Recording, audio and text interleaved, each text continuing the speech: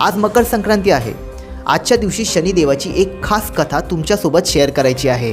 कारण मकर संक्रांतीच्या दिवशी सूर्यदेव धनु राशीतून शनिदेव ज्यांचे स्वामी आहेत म्हणजेच मकर राशीत प्रवेश करतात। तुम्हाला माहिती आहे का, रावणाने त्याच्या शक्तीचा वापर करून सर्व नवग्रहांना हरवून त्याच्या बंधनात ठेवले होते। त्याचा मुलगा मेघनाथ याच्या जन्माच्या वेळी त्यांनी सर्व नवग्रहांना शुभ वेळेत ठेवले होते। त्यावेळी नारद मुनींनी रावणाला सांगितले की तुझ्या यशाचे शिखर या नवग्रहांना सुद्धा दिसायला हवे की नाही। म्हणून रावणाने त्या ग्रहांची थोडीशी दिशा बदलून सर्व ग्रहांचे मुख आकाशाकडे केले। त्याच वेळेस शनिदेवाने आपल्या मार्गदृष्टीने रावणाची दशा खराब केली।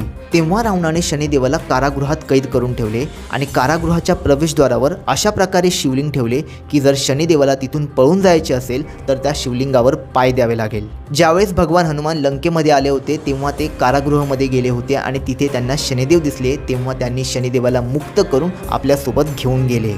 तेव्हा शनिदेवाने प्रसन्न होऊन भगवान हनुमानाला एक वचन दिले की जो भक्त तुझी भक्ती करेल तो माझ्या प्रकोप दृष्टीपासून लांब राहील।